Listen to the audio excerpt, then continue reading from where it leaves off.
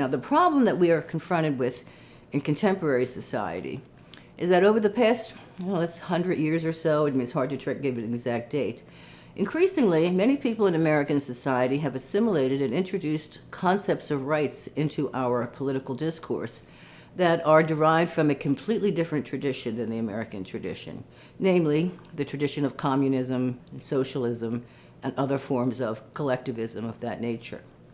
In those societies, in communist societies and socialist societies, people claim rights. They claim rights to all kinds of things, but they are a different kind of right. They are what are called positive rights. Just as we've seen that in the American tradition, we have a regime of negative rights, which are fulfilled by the absence of something. You can guess, in the regime of positive rights, how are they fulfilled? Not by the absence of something, but rather by the presence or provision of something. They require, remember, every right imposes a moral obligation on others. A negative right imposes a negative obligation to refrain from action. A positive right imposes a very different kind of obligation on other people. It imposes an obligation for them to actually provide the rights claimant with something. If you go back and look at the constitutions of the various communist nations of the 20th century, 1936 Constitution of the Soviet Union, East Germany, Cuba, North Korea, I could go on and on. It's very instructive to read their constitutions because their constitutions are basically just lists and lists and lists of demands for certain positive rights. The people claim a right to health care, a right to education, a right to comfortable housing, a right to a 2-week vacation in the summer, a right to cultural amenities. I mean, they're really, they're amusing if it wasn't so sad. But there's all kinds of demands that are saying that people claim a right to all of these things. While none of those rights were ever fulfilled, it's very instructive that this is what the constitutions involve, these demands for these positive rights that require provision of certain material goods and services. But at least in a communist society, the demand for positive rights makes logical sense, because that's the origin of the idea of positive rights in these communist or collectivist societies. But it makes sense there, because why? What's the defining attribute of communism? The defining attribute, what makes a society communist, is as Karl Marx pointed out, the abolition of private property rights. In our tradition, as we said, we have a right to property, including a right to private property, and that is an individual right.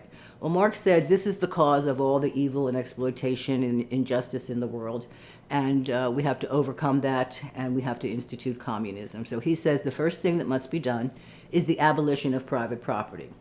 Well, what is a property right, if you stop and think about it? I say, for example, once again, I have a property right in this Fitbit. It's mine. What does that mean in practice? Well, in legal terms, what that means is that I, and only I, am entitled to decide how this Fitbit is used. I can wear it, I can throw it away, I can give it away, I can put it in the drawer, I can do whatever I want, it's mine. How you think it should be used is irrelevant, it's my property. How the government thinks it should be used is irrelevant, it's mine. A property right is, strictly speaking, a decision right over the allocation of possessions and resources. So Karl Marx says we need to get rid of private property and we need to transfer property rights from individuals to the state, the public, the government, right? So private property is abolished and government is given complete property rights over all resources in society. They control everything, right? Now, you can imagine that in a situation like that, where the people no longer have any private property rights and the government owns everything, that people are at least demanding, you have to give us food, clothing, shelter, health care, education, all these things, because there's no other way for them to get it. So the assertion of positive rights under communism at least makes logical sense.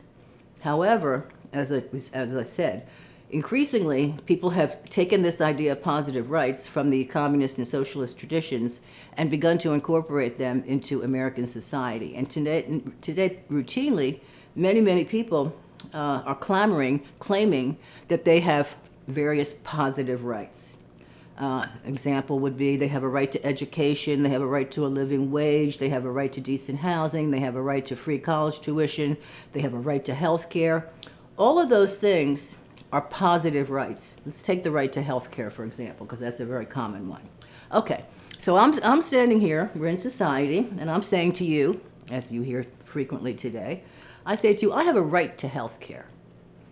All right, so what am I saying in other words? I'm saying that I am morally entitled to be provided with the resources that constitute health care: doctors' knowledge, technology, diagnostic machines, hospitals, medications. I mean, go on and on and on. But I'm saying that I am morally entitled to the provision of those things. Okay? Now we have to go back to our conceptual analysis. Every right, as we've seen, necessarily imposes a moral obligation on other people. I'm talking to you. I'm talking to somebody in society when I say this, or to the government. So I am implicitly asserting that someone else out there is morally obligated to actually provide me with these goods and services that constitute health care. And you see, it's a very different kind of obligation that's imposed on other people. If I say I have a right to property, in a negative right, you honor my right by not stealing from me, by not taking my property without my consent. But if I claim a right to health care, how do you honor my rights? Somebody has to actually reach into their own pockets, take their own resources, take them from that, and hand them over to me to allow me to be provided with the resources that I am calling health care.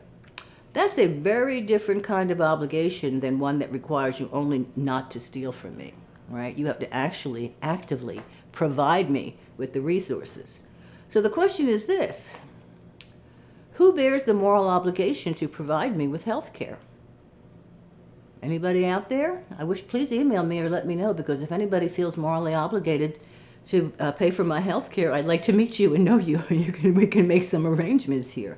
Any of you feel morally obligated to reach into your pocket and actually hand over your money and resources to me so that I can be provided with health care? I can't see you, but I'm thinking not. I've never yet, when I've done this in other classes, I've never yet had any student raise their hand and say, I'm willing, I feel morally obligated, right? No one does. But nevertheless, that's what I'm demanding when I claim a right to health care. So who is going to pay? Who's going to bear the moral obligation to provide for my health care? Well, there's a limited number of possibilities.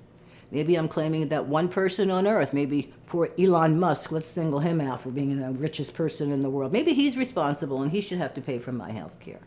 Or maybe there's a small group of people that I'm going to say are responsible. Let's call them the rich, or the 1%, or whatever the popular phrase is at any given time, all right? Or maybe I'm saying everybody is responsible, all of you. Or maybe I'm saying the government is responsible. Or maybe I'm saying that the people in Mexico or Canada or China are responsible. It's just to say that shows how ridiculous it is. But anyway, we have to find out who bears the moral obligation to provide me with health care and why, and provide a moral justification for that. This is problematic. This is very problematic. I think we can pretty easily dismiss the case that one person owes me health care. So I don't hear people claiming that. So let's dismiss that one. The issue with let's say the rich do, that's more commonplace. You hear that a lot from a lot of demagogues and propagandists. The rich. Okay, well, first of all, how do we identify who the rich are? It should be obvious that the concept of wealth is a relative concept. Whether you're rich or poor depends upon the relative wealth or poverty in a society. The poorest person in America today is considered wildly rich compared to the way many people live in undeveloped countries, right, living at subsistence level and so forth. The problem with identifying the rich is that there is no objective measure. If I went around, maybe I'll put it in a discussion question. What would you define as rich? I sometimes joke and say, rich is anybody who makes more money than I do, right? But is there any objective measure? What if I think it's $100,000? You think it's $100 million? Somebody else thinks it's, $300 million. I mean, whatever. How do we decide among conflicting subjective opinions about what constitutes the rich? There is no measure. There is no objective measure. The philosopher Immanuel Kant pointed this out in the 1800s. Welfare, meaning how well off you are, has no objective measure. It's a totally subjective opinion. And that's all we can offer. There's no way objectively to demonstrate that income above a certain level is rich. It's just impossible. So we have to arbitrarily decide. So we pick on a minority in society. There's always more have-nots than haves, and we just force them to pay for health care for me. Moral problems with that. Because what about, just because you're rich doesn't mean you don't have a natural right to property. Remember, our tradition is we have universal rights. It doesn't say if you're poor, you have a right. If you're rich, you don't have a right. Everybody has the same right, including people who are wealthy. So if you were to force the rich to pay for my health care, and they didn't want to, and we passed a coercive law, taxation, that took the money from them and gave it to me, that would necessarily, unless they consented to that, that would necessarily violate their negative natural right to property. And that's a problem. That's a moral problem. But I don't think there's any way around it. People don't like to think about these things, but we are violating the natural rights of certain members of society. That's a big deal, and we need to really think that through, whether we are morally comfortable with that or not. So let's say we do think it through, and we go, no, we can't single out a particular group. That's wrong. It violates their rights. So let's say everybody has to pay is going to be taxed for health care, and everybody will get health care. And at least solves the problem of singling out a particular group.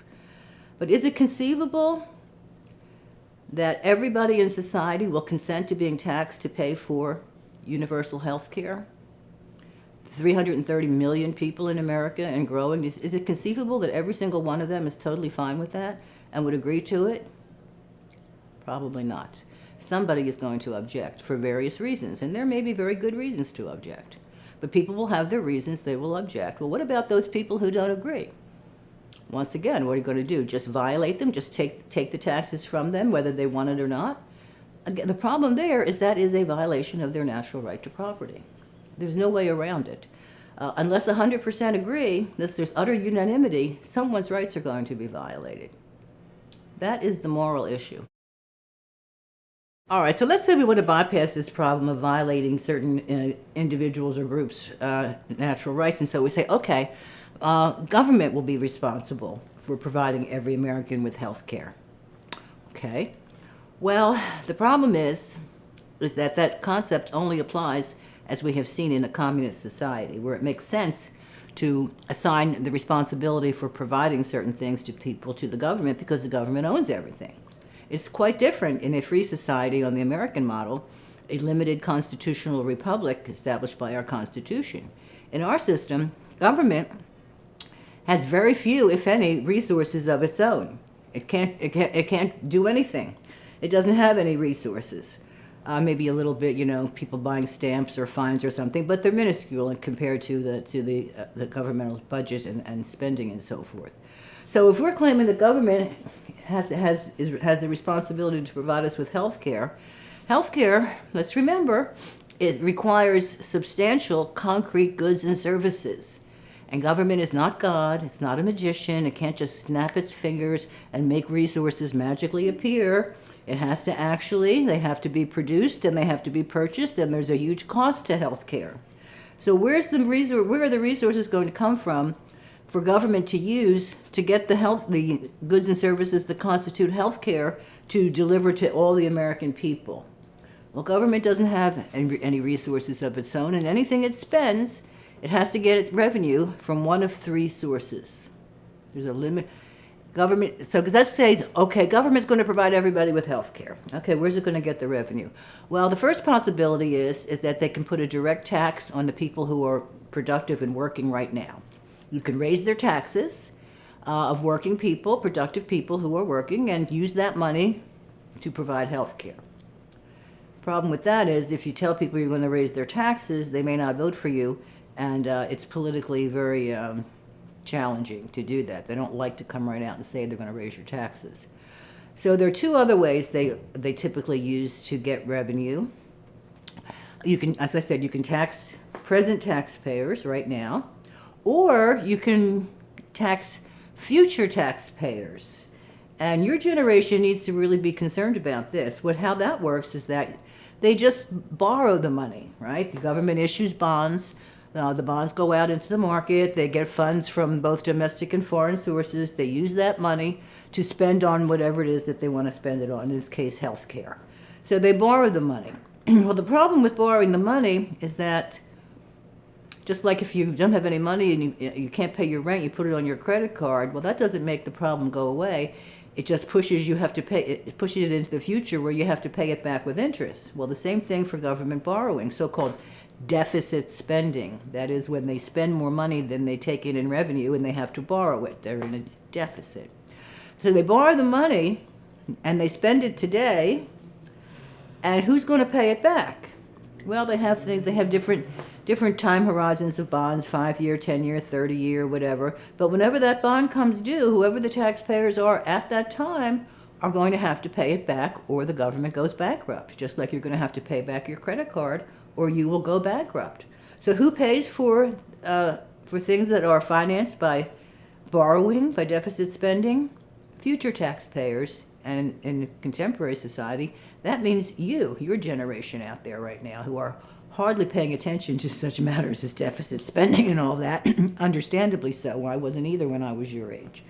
But nevertheless, it's going to come due someday, and you then will be in your productive working years, 10 years, 20 years, 30 years down the road, and you'll be confronted with massive bill to pay back this borrowing that you didn't really personally or necessarily benefit from, and it's long gone. It's going to be a big problem down the road. That's deficit. That's the second way government has to get revenue. And the third way is also one that they are doing right now, and on a massive and potentially very dangerous scale. And that is, government can also get the resources to give everybody health care by simply having the Federal Reserve print the money out of thin air, literally. They just go to the printing presses, make up, dollar bills or $1,000 bills or whatever denomination and so forth, and they use that money to buy the bonds that the government has issued, and that injects new currency into the system, into the economy. Government gets that newly printed money, and it can spend it, give everybody health care or whatever. But then what happens? When you have all this extra currency floating around in a society where there really has not been an increase in production in goods and actual goods and services. Well, we're seeing today a problem that just yesterday I saw in the news, 85% of American people are deeply concerned, and that is the problem that we call inflation, which is we are experiencing right now as I speak in a way that we have not in 40 years. Prices of everything is going up, and everybody knows it. Price of gasoline is practically doubled, and I could go on, and everybody understands that what is happening. And that's what happens when government finances its activities by printing the money. And that's what they've been doing now for the past year in a way that is just stunning. And we don't know where it's going to go yet, because we are in the middle of it, and it probably is going to get much worse before it gets better. Because the problem with inflating the currency is that, I don't want to get too technical here, but it causes a tremendous misallocation of resources, because signals of prices are distorted, and prices are crucial for the rational allocation of goods in a market economy, because they tell producers what people want and what the existing supply is. But when you artificially change the prices by inflation, the signals are not providing the truth. They're providing distorted information, and when producers go to sell the products that they thought people wanted to buy because the prices were up, they discovered that they were mistaken, that people don't want them, and typically a recession ensues. So the higher the inflation, the deeper the subsequent recession, which means a contraction of economic activity. So there are real dangers, and if you push inflation to its limits, as Germany experienced between World War I and World War II, they had something there that's called hyperinflation. They just printed Deutsche Marks over and over and over and over and over again. It got to the point where you needed a whole wheelbarrow full of marks to go buy a loaf of bread. It destroys the economy, because it destroys savers. If you have $10,000 in the bank, but now because the more money you print, the less the value of any particular piece of currency. So if you have $10,000 that you've saved over years, but now suddenly the currency has been dramatically inflated, you might be able to buy a loaf of bread with that $10,000, right? So it destroys the savers and the creditors, because they're paid back in cheap money. It also really injures people on fixed incomes, elderly people on Social Security who cannot just magically raise their income, and yet now they have to pay $1,000 more to heat their home because the price of fuel oil has gone up so from inflation.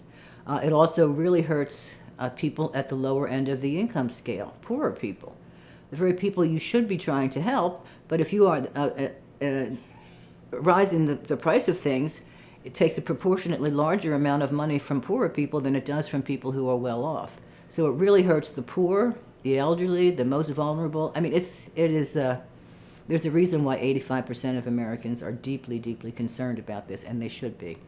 But anyway, the government only has three ways to get money. It can tax present taxpayers, future taxpayers, or take the risk of inflating the currency and destroying the economy.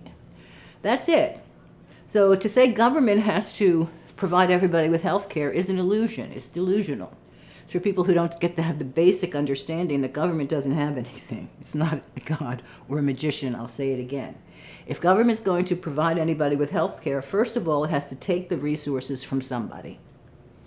And unless they have consented to have those resources taken, it's just an indirect method of government then violating the natural right to property of those people who do not consent to being taxed for the purpose of providing health care. And if everybody did unanimously agree to this tax, then there'd be no reason for a tax, because there's no reason why, if everybody wants to do this, we can't voluntarily do it, right? People can contribute money and pay for the health care of everybody. So it's obvious that it would not be universal, and 100% of people would agree. So anyway, there is no... The problem, to sum up the problem with positive rights in a free society, such as our own, that was built on a regime of negative rights, the problem is that negative rights and positive rights are inherently in conflict. There is no way around that fact. The fulfillment of one person's positive right, claim to health care, free college tuition, a living wage or whatever, necessarily violates the natural right to negative right to property of somebody else. So in this case, they are not, positive rights, unlike negative rights, are not universalizable. Everyone cannot simultaneously enjoy them. The groups who claim and are rewarded with positive rights benefit, but at the expense of those people who have to pay the taxes, who are obliged to hand over their money to those people to fulfill their positive rights. What this does is it creates a kind of class conflict, not the kind that Marx thought, between rich and poor. The two relevant classes in American society that are increasingly in conflict are what we sometimes call taxpayers and tax beneficiaries. On the one hand, you have net taxpayers, people who pay more in taxes than they receive in government benefits. It's one group. And over here, you have the opposite, those people who receive more in government benefits than they pay in taxes. That is unfair, and it's a source of conflict because it puts them at each other's throats, and it's not going to end well. And that's why these so-called mixed economies that try to mix together elements of the free society and a collectivist society, inevitably they transform into something else. Because the basic principles underlying them are in conflict, they tend either to go to one pole or the other. Either we will move back more toward a free society and capitalism and negative rights, or we will increasingly move toward increased socialization, socialism, communism, so forth. You're going to have to choose. You cannot have both negative rights and positive rights. And that's not a political position, it's a fact of reality, of the nature of things. So do think that through when you're talking about rights. What kind of right are you talking about? And what kind of obligation is it imposing on other people? And why does somebody else bear an obligation to honor the right that you are claiming? If we're going to have a flourishing society, we truly need to think not just about ourselves, but about the rights of all people, the rights of everyone else. Our tradition is built on the idea that all men are created equal and endowed by their Creator with certain unalienable rights.